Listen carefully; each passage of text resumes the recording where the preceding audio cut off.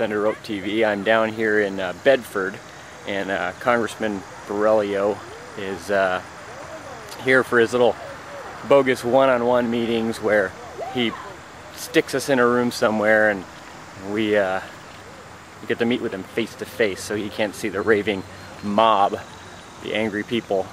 I don't know what Democrats are so pissed off about that about. You know, it's like that's what democracy is, and that's what they've given us with things like the 17th Amendment. So what are they griping about? But there's a lot of cars here, a lot of cars.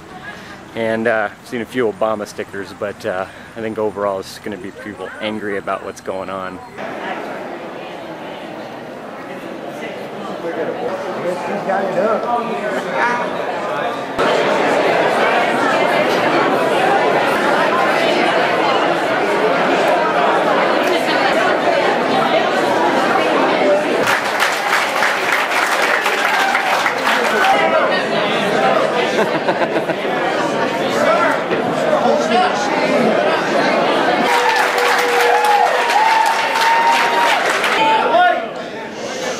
Good morning.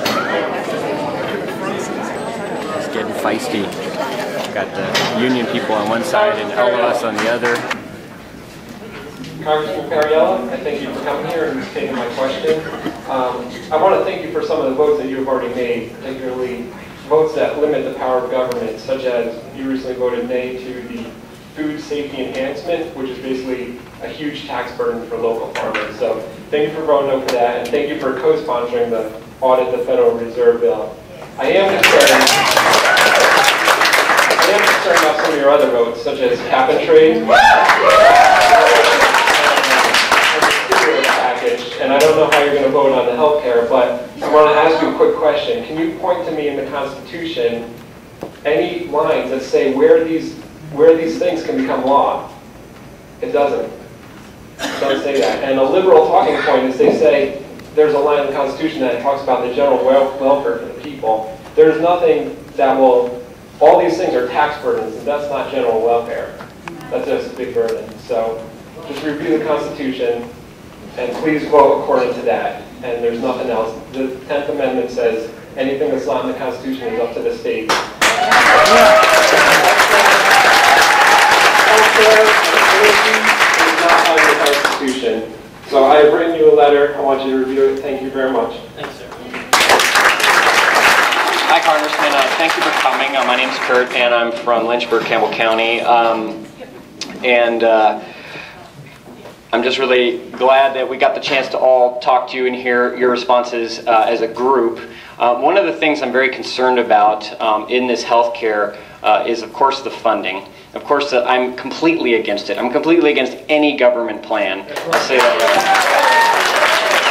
There's different signs out, different numbers of the debt that this country is in, and people are blaming Obama, but you know who they should be blaming is the House and the Senate, because you guys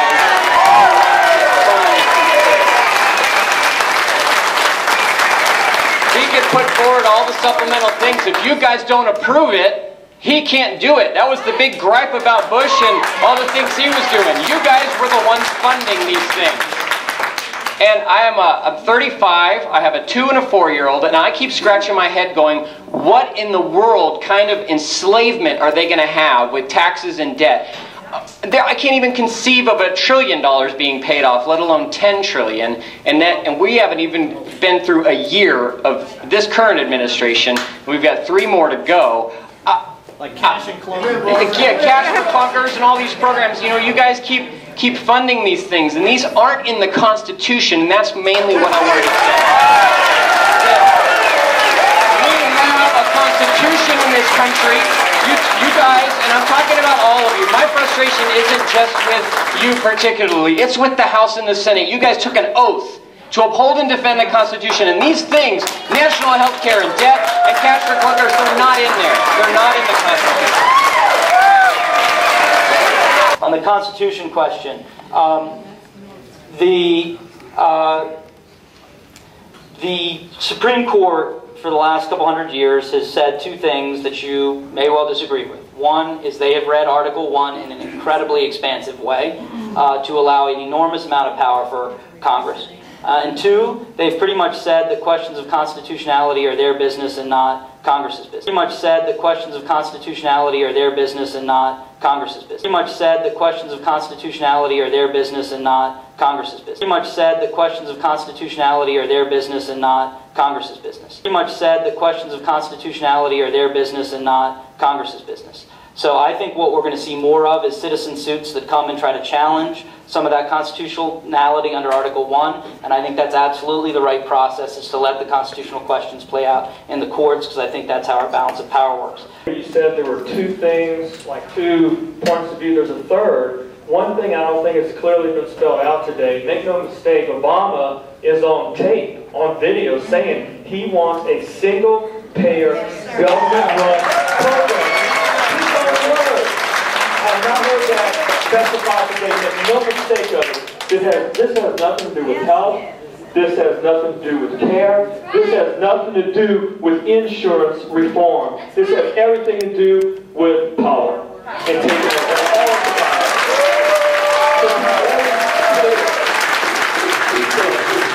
taking all the people here, and I'm proud to be a part of it. We're the sons and daughters of patriots. It goes back to our fathers. It goes back to our grandfathers. We know when our freedom is being encroached upon. That's here right now. We do not want a government run. If Obama gets a toe into this bill, he says to go with it. It is a window, a door to eventually have a government-run program. That's what they have in Europe. That's the model they're looking for. That is not what we want. You can reform healthcare. We are for healthcare reform. We are not for more government.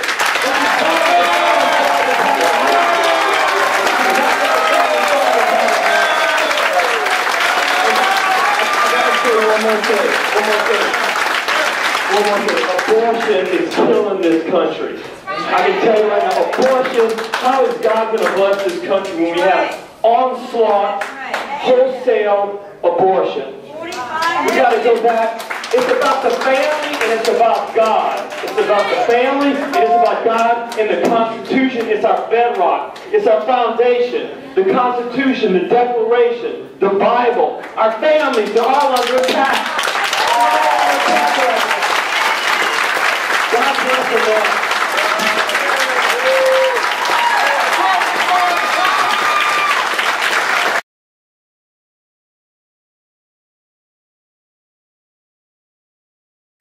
Industrialized countries in the world that has a complete mess when it comes to health care. Forget about health insurance.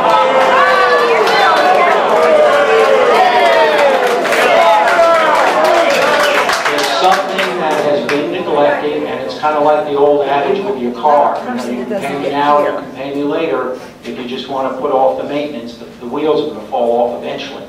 And we've got... Yeah, capitalism sucks! ...where we are, with the wheels falling off. I am not against a public option for health care. I think the health insurance companies are basically in it for their own profit. Yes. Ultimately. There is nothing wrong with profit. And that is why we need another public option which will give them fair competition. That's what America is all about. Competition.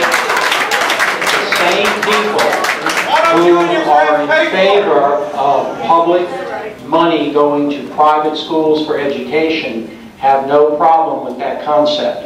But when it comes to health care, all of a sudden, we just want to leave it in the hands of the present insurance companies, who are, again, in it for the profit. They are not in it for your welfare. Okay, so that's it. The congressman came and he spoke. It was cool because he didn't do this whole one-on-one thing that a lot of them have been doing and that he had actually planned on doing. There were just so many people here, he knew I was going to be able to do that, so it was actually pretty good. You know, I respect him for getting up and being able to actually talk to him face to face and voice our concerns as a group and as a mob and just really say what we're thinking. I don't agree with a lot of his answers, especially don't agree with you know, what he thinks about the Constitution. But in fact, I can't think of anything I actually agree with him on. But I do respect him for showing up. That was cool.